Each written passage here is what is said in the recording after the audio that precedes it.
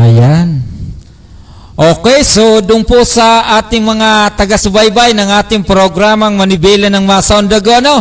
Po, sa kasalukuyan ay magkakaroon po tayo ng eksklusibong programa. Ngayon po ay kasama po natin ito pong taga-Southern Maritime Police na dyan po sa lugar ng Muntinlupa sa katauhan po ni Police Master Sergeant G.R. M. Nastor naman, na kung saan siya po ay magbibigay ng ulat para po sa mga kaganapan dyan po sa kanilang area of responsibility, lalong-lalo na po dyan sa lugar ng Muntinlupa. So bago po tayo magpatuloy, gusto po natin ipaalam sa ating mga kababayan na sa kasalukuyan po dito po sa lungsod ng Parañaque ay wala na pong pasok sa mga pampubliko at pribadong paralan dito po sa lungsod ng Parañaque. At the same time din po sa kasalukuyan po ay nag-issue na po ang ating butihing Mayor Eric Olivares na sa kasalukuyan po ang opisina po ng pampublikong tanggapan dito po sa lungsod ng Parañaque ay magiging suspended po, suspended po ngayon sa ganap na launa ng hapon. So mula po ngayon hanggang mamaya, hanggang alas 5, wala na pong wala na pong pasok ang tanggapan ng lokal na pamahalaan ng lungsod ng Parañaque, maliban na lang po doon sa mga ginagamit po sa emergency. Siyempre, kasama na po dito ang DRRMO and of course, yung pong ating mga hospital employees naman at iba pang departamento na sila po ay nangangalaga sa usapin po ng emergency team naman, sila po ay may pasok. Okay, doon po sa atin mga kaibigan, Luzon, Visayas at Mindanao, ngayon po ay araw ng Biyernes at September 22, 2023 at tayo naman po ay nagpapasalamat bagamat medyo masama po ang panahon dahil po sa pag-alboroto po ng Bulkang Taal. Sa kasalukuyan po ay nandito sa ating istasyon, dito po sa ating studio, ito pong si Police Master Sergeant G.R. M. Nastor naman. Sir, good afternoon po. Magandang hapon po sa iyo, sir, at po sa lahat po ng ating mga tagapakinig at mga taga-subaybay sa inyong programa. Ayan, so siya po ay maya-maya lamang po, siya po ay magbibigay ng ulat tungkol po sa kaganapan dyan po sa kanilang area of responsibility. So, opo, doon po sa ating mga kaibigan lalong-lalo na po yung mga bata at sa kasalukuyan po ay tila may mga asphalt na hindi po malaman natin. Yung pong kailangan na rin po natin muna maggamit ng face mask dahil sa kasalukuyan po ay tila maraming asphalt na tila nakakaabot dito po sa Metro Manila, lalong-lalo na po dito sa lungsod ng Parañaque. Mr. Chairman Patalastas, please. Oo.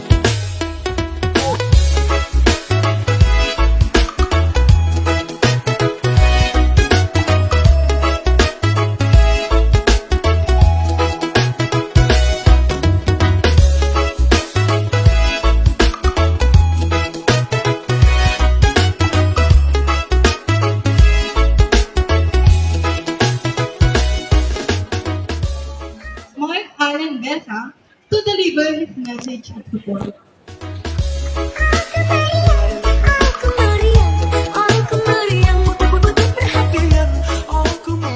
Ito po isa pong mga kalikasan at maagos ng hapon po sa ating lahat. Gusto ko lang itong batiin ang mga kapitan na dito ngayon. Si Kapitan Noel Cruz ng Barangay San Isidro, ang aking idol. Kaya po, si Kapitan John Quezon ng Barangay Tambo. At si Kapitan Marilyn Burgos ng Barangay Dungalo, kayo dito. At yung mga kagawad, si Kagawad Lani, Kagawad Darwin. Salamat po sa Asyanas, Bangunan po ni Engineer Risa, Dahil po siya po yung aming adapters. Kaya po kami nagkaroon ng award ng Gawad Taga-Ilog at nag-champion po sa liquid waste. Sa tulong po ni Kapitana Jen ng Barangay Tambo. Okay. Ayun lamang po siguro at magandang hapon po sa atin na. Aku meriang, betul-betul perhatian. Aku meriang, aku meriang, aku meriang. Bangga kasih sayang. Aku meriang, aku meriang. Sa ating mga kawani po ng DNR sa pangunguna ni Director Bobby Tagapan, DNR NCR Mayos South, kay Engineer Risa Montances. Magandang hapon po sa lahat ng ating mga kaibigan from the DNR Metropolitan Environmental Office South, our gracious hosts from SM Sukat, and of course our kababayans from the city of Parañaque, and welcome to today's Gawad Taga-Ilog Roadshow 2023. Our lead agency for all of these programs is CENRO, the City Environment and Natural Resources Office, under the leadership of Mr. Mark Allen Besa. Aku meriang, betul-betul perhatian. Aku meriang, aku meriang, aku meriang. Bangga kasih sayang. Sangga kasih sayang. Sangga kasih sayang. Sangga kasih sayang. Sangga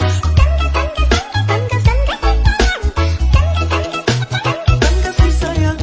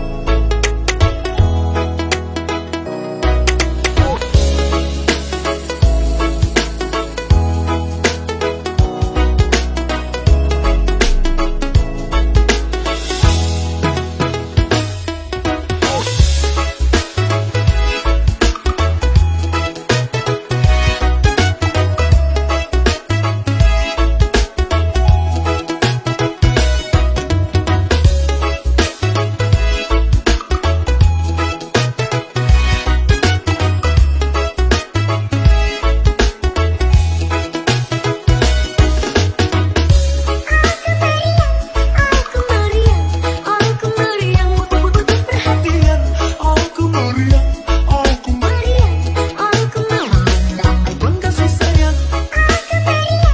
Aku meriang, betul-betul perhatian. Aku meriang, aku meriang, aku meriang. Okay, sir.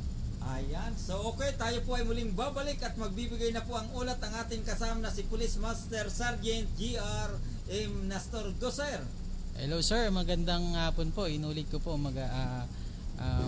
sa ngalan po ng aming team leader na si Police Executive Master Sergeant Lozano Jr., team leader po ng Maritime Law Enforcement Team, and also sa aming Police Station Chief ng Southern MAPSTA, headed by Police Captain Kenneth Lumbre po. Binabati po kayo na magandang hapon po sa inyong mga tagapakinig. Actually sir, ngayong buwan po ng September, ang Maritime Law Enforcement Team ay nakapag-accomplish sir ng nakahuli sir ng 4 na individual sa violations ng 9147. Marami na po kasi talamak na po kasi sir na ng mga bebentahan, mga pinagbabawal or mga wildlife species through online po ang gamit sir. Nung September 14, mga 2:30 ng hapon,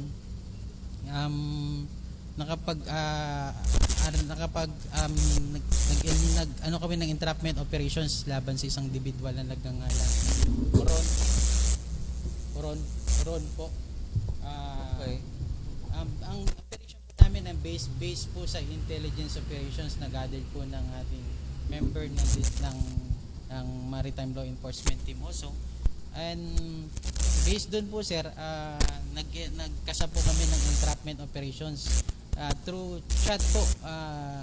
Through chat, nagkasundo po sila na magkikita po dun sa bus terminal station ng Labang.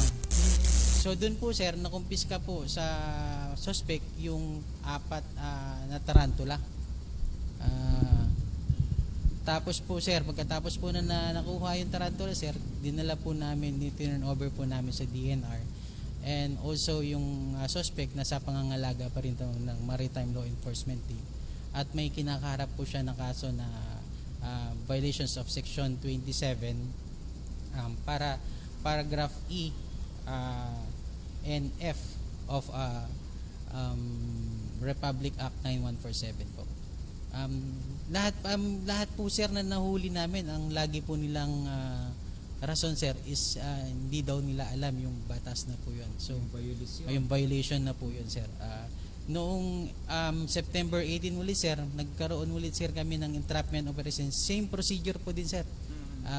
Doon po din same venue din po sir sa may Star Mall Alabang. 5 tarantula naman po nang nakuha po na. Opo sir.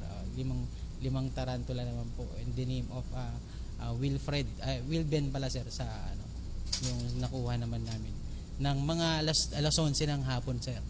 Tapos mga 3 PM sobrang dami kasi sir ng bentahan sa online, mga 3 PM ulit sir. Ulit sir, nagkasaulit kami ng panibagong entrapment operation po sir. Ang nahuli naman po namin doon sir is isang iguana. Yes sir. Yung iguana po sir is yung laki niya is mga 6 point something po sir. 6 Kilos sir. Kilos? Yes sir, sa laki. Yes sir. So yun po sir, panawagan po lang po sa amin sa ating mga kababayan na kung may alam po kayo, kung nangangalaga po kayo ng mga wildlife or yung mga species po na malapit na pong maubos, bukas po ang tanggapan po ng DNR and Maritime Group po para po i-turn over o di kaya po kumuha din po kayo ng permit po para po makapag-alaga po kayo diyan kung talagang gustong-gusto niyo po talaga yung pag-aalaga ng wildlife niyo po yun sir. Ayan, so maya-maya at babalik po tayo maya-maya lang po at sa kasalukuyan nga po ang ating pong kasama, ito po si Police Master Sergeant GRM Nastor. Mr. Chairman, patalastas again.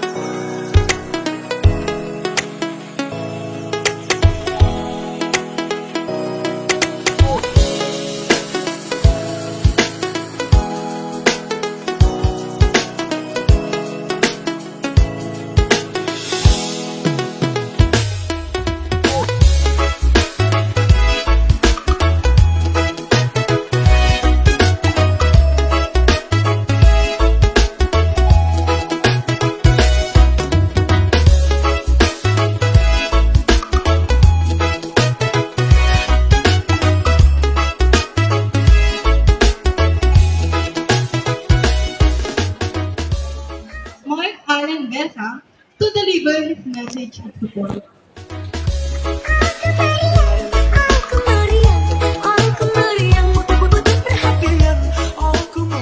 Ito po isa pong mga kalikasan at maagos na hapon po sa ating lahat. Gusto ko magandang batiin ang mga kapitan na dito ngayon. Si Kapitan Noel Rapdos ng Barangay San Isidro, ang aking idol. Kaya po, si Kapitan John Quezon ng Barangay Tambo. At si Kapitan Marilyn Burgos ng Barangay Donggala, kayo nandito. At yung mga kagawad, si Kagawad Lani, Kagawad Darwin. Salamat po sa Asyana, sa Panginoon po ni Engineer Risa. Dahil po siya po yung aming adapters. Kaya po kami nagkaroon ng award ng Gawad Taga-Ilog at nag-champion po sa liquid waste. Sa tulong po ni Kapitana Jen ng Barangay Tambo.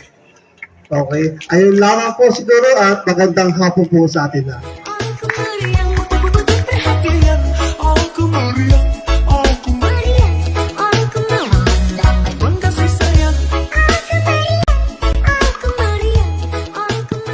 Sa ating mga kawani po ng DNR, sa pangunguna ni Director Bobby Tagapan, DNR NCR Mayo South,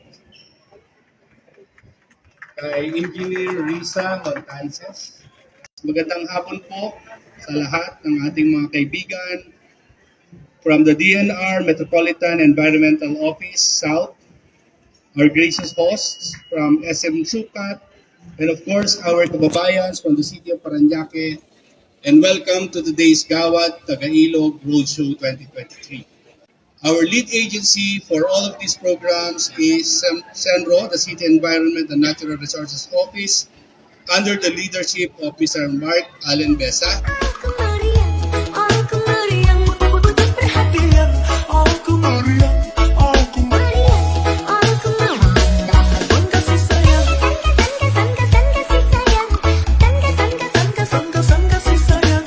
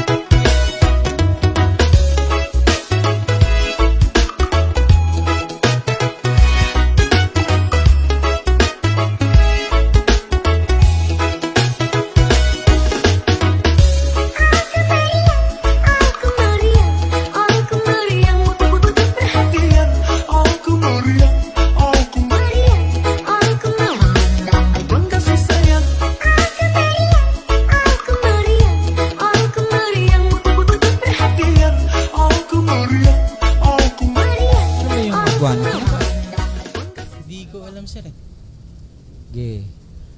Ayan. Okay, so tayo po ay muling babalik. Siyempre, kasama pa rin po natin ito pong si Police Master Sergeant G.R. M. Castor, sir. Nastor, sir. Yun po, sir. Ang pagpapatuloy ko lang po, sir, nung mga September 19 kahapon, ay nung nakarang araw ulit, sir. Sabi ko nga po, sobrang dami po ng nagpa-post sa Facebook at nagbebenta po ng mga nagbabawal na mga wild species po natin o endangered species po natin. Nagkasaulit kami ng panibagong entrapment po, sir, September 19 ang gabi. Okay. Diniliver pa mo mismo, sir, sa harap po ng aming istasyon. Sa harap na mismo. Lakas sir, naman loob, ano? Okay. 11:50 po ng gabi. Doon po kami. Gabi na yon, 11:15. Within the supervisions po ng aming Southern Police Captain, Police Station Chief po na si Police Captain Kenneth F. Lombre. Nakuha naman po namin sa kanya, sir, is yung ibon, sir, Lutino ba yun? Ibon? Oo, yes, sir. 2 ibon naman po yung nakuha po dun sa kanya. Opo. From naman po siya, from Bacoor. Imagine po natin, sir, na parang ibang bayan dinideliver pa po nila para po sa pagkakaalam po kasi namin ngayon, sir, is mabilis po kasi yung pera diyan minsan kasi may mga nagba-buy and sell, sir. Buy and sell. Yes, sir. Binibili, sir, nila ng halagang 1,500, tapos ibebenta din nila siguro mga 3,000, ganun, kumita lang sila. So negosyo na talaga. Oo. So yun po yung usually na gawain po nila. Pag nahuli mo naman po sila, sir, sabihin po nila na hindi po nila alam yung batas na yun na pinagbabawal pala na magbenta na walang permit po na galing po sa DNR. Iyon na yung pinaka-palusot nila. Yes, sir. Sa pagkakaalam nyo, sir, kung okay lang, yung mga nahuhuli, magkano ba inaabot ng piyansa niya, sir, kung okay lang sa inyo? Opo, sir. Sa ngayon, sa violation po na 9147, maaari ka po kayong magmulta ng 2,000 hanggang pataas po at may pagkakulong po ng 1 taon at dalawang taon. Mabigat. 2 years. Mabigat Yes, din, po, ano? mabigat. Depende rin doon sa mga Depende. hayop na binibenta nila. Yes, sir. Depende din po kasi kung categorize po sila talaga na endangered talaga, critical endangered po. Yun po yung mas mabigat. Mas mabigat talaga. Opo, kung okay lang sa inyo, sir, kumusta naman po yung ating pagpapatrol araw at gabi diyan po sa karagatan ng bandang Muntinlupa? Yung area of responsibility namin kasi sir Okay. dyan sa is yung sa Laguna Lake, sir. Laguna Lake. Yes, sir. Laguna Lake. With the help of the katuwang po namin sa pagpapatrolya, sir, is yung Lake Management Officer. Sa pangunguna po, nagpapasalamat po kami sa walang sawang suporta po ng acting chief po nila na si Miss Lorna Bimisa po, sir, at sa mayor po ng Muntinlupa sa pag-support po kasi patrolya po lagi araw-araw po, every morning po yung pagpapatrolya po. Patrolya. namin, Kaya po nung nakaraang buwan is nakahuli rin po kami ng 5 nag-violate po ng city ordinance po nila. Illegal po ng pangingisda po nila, gamit po nila ng pangingisda. Yun po. So nahuli din. Nahuli, sir, katuwang po namin po doon yung LMO, Lake Management Office. 5 bangka po, sir. 5 bangka? Pero actually po, ang nahuli po namin doon, sir, is hindi po taga Muntinlupa. Sa Makaratig Bayan po, sir. Dumayo sa Muntinlupa. Yes, sir, sa Rizal po. Sa kasi, sir, sa may Muntinlupa kasi, sir, doon po kasi yung marami po yung mga isda. Maraming po, sir, yung mga isda po doon compared po sa ibang mga diyan po sa lugar nila. Kaya yung minsan yung mga mangingisda, nakakarating po sila. Dumadayo dyan sa lugar na sa Laguna Lake. Sa Laguna Lake, sa Muntinlupa, sir, doon po sila nangingisda po. Doon sila So, ibig sabihin talagang hindi pa rin maiwasan na yung mga kababayan natin na mangingisda na minsan dumarayo sa hindi na nila bawal na sila doon. Yes. Mabuti, nandiyan kayo. Yes, sir. Actually, sir, simula po, sir, nung naitatag po ang Muntinlupa dyan sa area ng Muntinlupa, nabawasan na rin po yung mga nagva-violate po ng city ordinance po nila. Yun po, sir. 2 years or 2 years po simula po nung naitatag po ang Muntinlupa dyan. Ngayon po, mangilan-ngilan na lang din po yung na nagva-violate po sa mga illegal fishing. May mga minsan po na huli din po namin at sinasampahan po namin ng criminal din po, Republic Act of 10654. So, ibig sabihin, malaking bagay po talaga kapag may stationary na maritime police diyan po talaga sa lugar ng Muntinlupa, no? At ito po bang lugar ng ito pong tinatawag na Laguna Lake, kasama pa po ba yung banda ng Taguig? Yes, sir, kasama po yung bandang Taguig. Dati po, sir, may station po kasi kami doon and until now, sir, wino-work out pa rin, sir, kung saan po kami lalagay. Kasi dati, sir, ang area po kasi namin Taguig, Muntinlupa, yung, sir, yung namin Area of responsibility. nakakarating din po kami doon sa basta Laguna Lake, sir, yung namin, sir. Opo, kasi yung Laguna na yan, parang nakikita Yes, ko, sir, sobrang lawak. Maluwag po, sir, hanggang sa kabilang bayan, Rizal. Rizal pa yun, Opo, sir. Baybayin ng na yan, malawak. Naisip ko nga, minsan nang ako ay pumunta dyan, papunta ng Taytay, nakikita ko. Tinatanaw ko, sabi ko, ito mukhang madali na itong i-develop. Kasi nakikita ko yung, di ba, yung may mga pananim, may mga kangkong, Yes, kung sir. ano-ano nandoon. Sabi ko, yung mga gumagawa nga doon, sabi ko parang madali itong gawing ma-develop kaysa ikukumpara dito sa lugar ng Manila, di ba? So yun nabanggit lang natin. Opo, sir, maliban dito, sir, sa mga local ordinances natin, opo, kumusta naman yung mga naninirahan? Doon ba sa mga tabi-tabi ng ilog o kaya dagat? Alam na natin, delikado sila. Ay sa po, sir, sa may bandang Muntinlupa naman, sir, wala naman pong naninirahan. Hindi na sila naninirahan Opo, sa sir, mga wala naman po masyado. Medyo malayo naman po dun sa kung okay lang sa inyo, sir, yung pagrorondan nyo at sinasabi nyo nga halos araw-araw po kayo nagroronda, kumusta naman yung mga tauhan nyo? Okay naman po sir. Sa pangangalaga po nga po ng aming station chief at ang aming team leader, high moral naman po sir yung tropa. Oo. Opo, okay naman kasi peaceful naman sir yung lugar. Na simula nga kasi po doon kami medyo sumusunod naman yung mga residente ng Muntinlupa sir. Oh.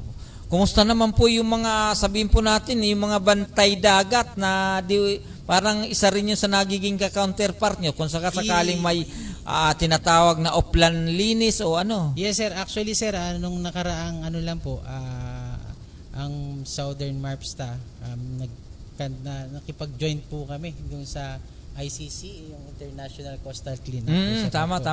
Opo.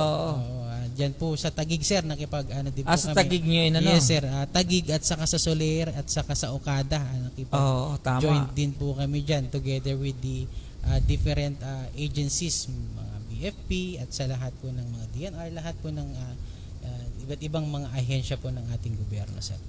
Opo, kasi importante sa lahat yung baybayin natin ng ating karagatan dapat manatiling malinis. Yes, sir. Oo, dahil kung ang ating karagatan mapapabayaan, mahirap din, ano? Yes, sir. At sa Muntinlupa, sir, nagkakandak din kami, sir, dyan ng coastal cleanup. Sir, hindi din po namin pinapabayaan po na dapat, sir, laging malinis po. Kasi actually dyan sa Muntinlupa, sir, yung mga isda po dyan, nasa gilid na lang po ng Gilid na lang. Oo sir, kasi doon po sila nangingitlog. Kaya napakaraming isda doon. Yung mga residente po ng Muntinlupa, namimingwit na lang po doon sila. Sa gilid? Yes sir, sa gilid.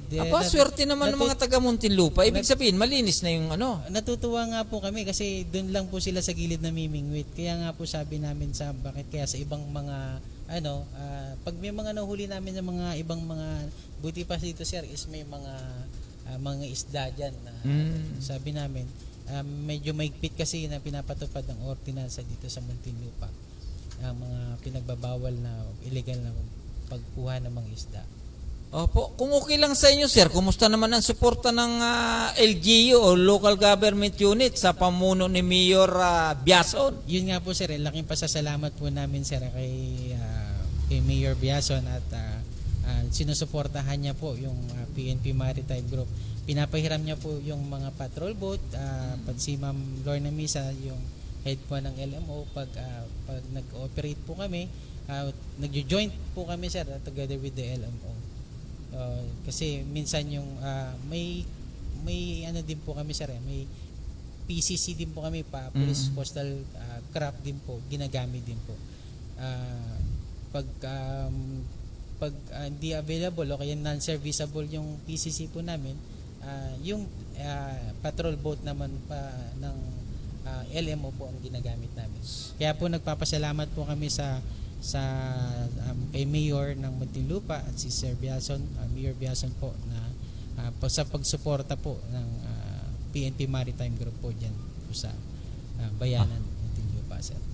Ayan, so maganda po pala dahil ito pong lugar po ng Muntinlupa at sa pamuno po ni butihing Mayor Rapi Biason, full support naman po ang ibinibigay na dito po sa ating mga maritime police sa Southern diyan po sa Muntinlupa na kung saan napaka-importante talaga, lalong-lalo na po doon sa usapin ng mga bantay bayan natin, ganun din po doon sa usapin ng mga activities na nabanggit nyo sir. Alam mo, nakakatuwa kung sinasabi nyo nga sir na yung ating mga kababayan namimingwit na lang sir, nasa gilid na rin.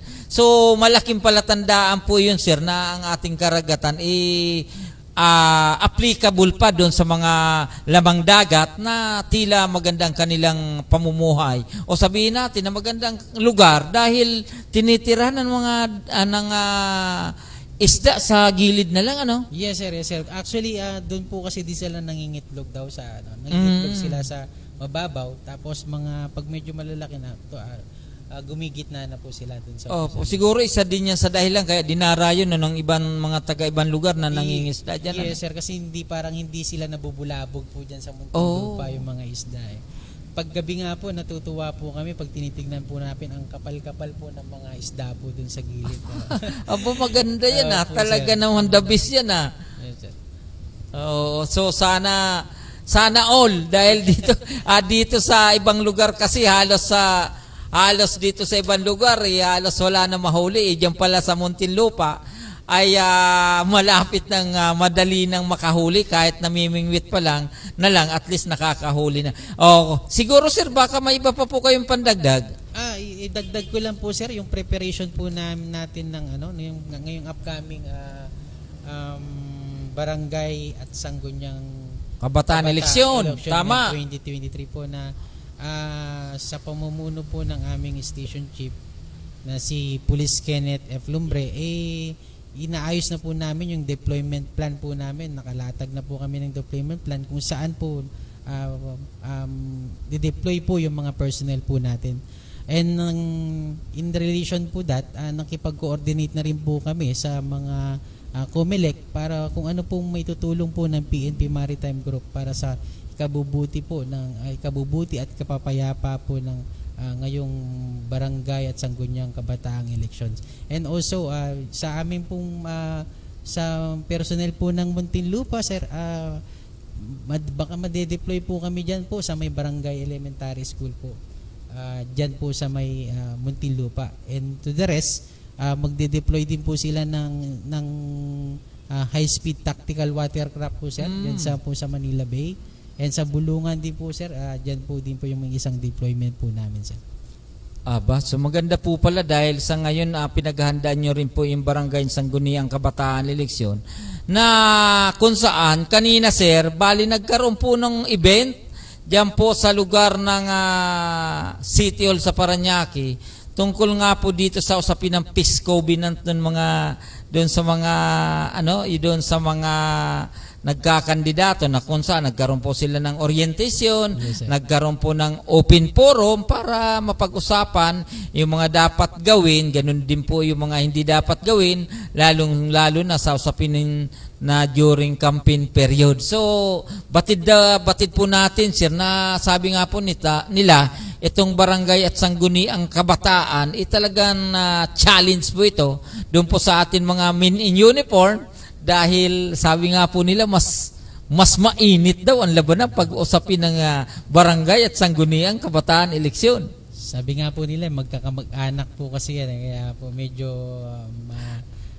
mainit-init po yung Pero sana naman po maging matiwasay po ang ating upcoming barangay and Sangguniang Kabataang election. Maasahan nyo po ang PNP Maritime Group po sir ay gagawin po lahat ang aming mga kaya para po magiging maayos at payapa po ng ang upcoming pong election po ngayong darating. Ayan. So, doon po sa atin mga kababayan, inuulit po natin, wag po natin paglaruan ang barangay at Sangguniang Kabataan. Dahil yung pong ihahalal ninyo, araw-araw nyo po yung nakikita, araw-araw nyo po nakakahalubilo yan. At ito po ay napakalaking bagay kapag kayo po ay makahanap o makapili ng karapat-dapat na magsilbi po sa inyong mga kabarangay. Opo, so doon po sa ating mga kababayan, lalong-lalo na po yung mga nagkakandidato naman, sana wag nyo naman po samantalahin yung hirap ng buhay ng ating mga kababayan na baka sa isang iglap, aalokin nyo po kung ano-ano, yun po ay pinagbabawal.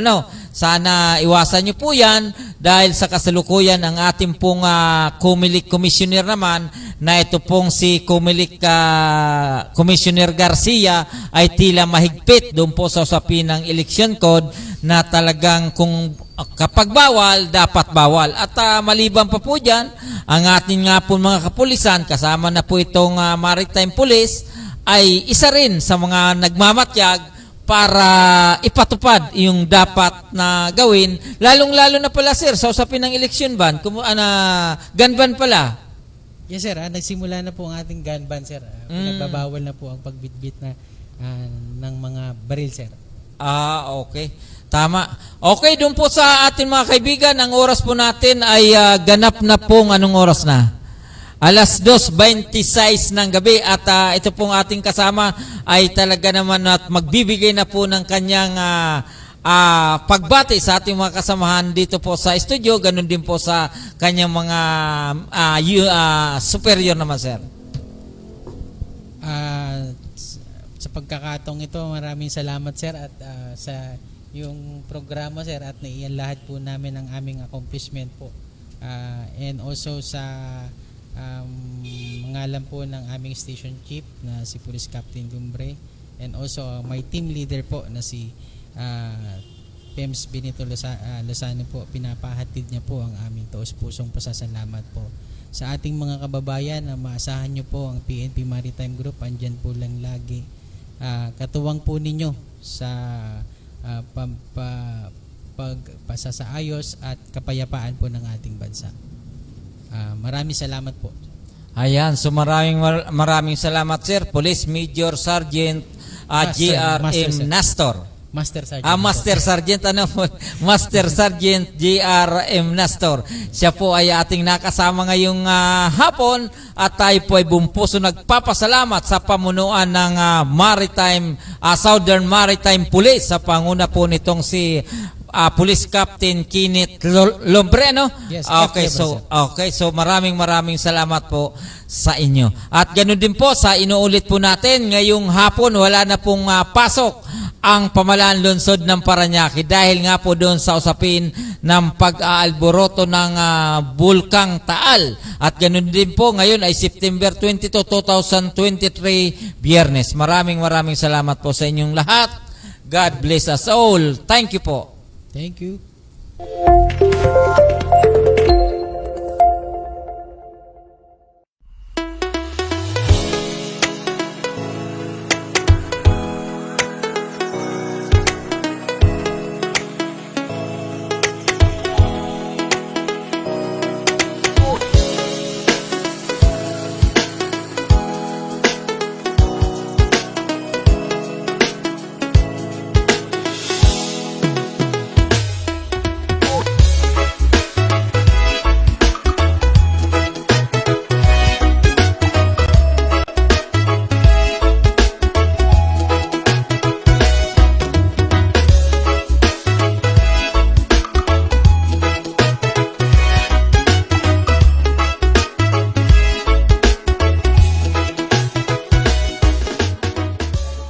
Mark Allen Besa to deliver his message of support.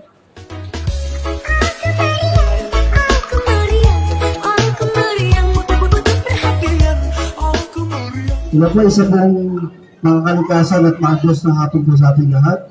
Gusto ko magandang batiin ang mga kapitan na dito ngayon. Si Kapitan Noel Rapdos ng Barangay San Isidro, ang aking idol. Kaya po, si Kapitan John Quezon ng Barangay Tambo, at si Kapitan Marilyn Burgos ng Barangay Gongalo, kayo lang dito. At yung mga kagawad, si Kagawad Lani, Kagawad Darwin. Salamat po sa Asyana, sa panguna po ni Engineer Risa, dahil po siya po yung aming adapters.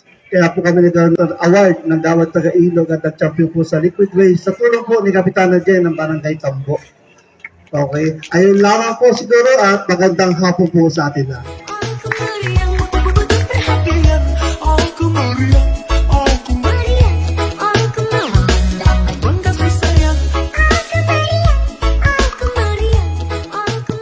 Sa ating mga kawani po ng DNR, sa pangunguna ni Director Bobby Tagapan, DNR NCR Mayos South, kay Engineer Risa Montances. Magandang hapon po sa lahat ng ating mga kaibigan from the DNR Metropolitan Environmental Office South, our gracious hosts from SM Sukat, and of course our kababayans from the city of Parañaque, and welcome to today's Gawad Taga-Ilog Roadshow 2023. Our lead agency for all of these programs is CENRO, the City Environment and Natural Resources Office, under the leadership of Mr. Mark Allen Besa.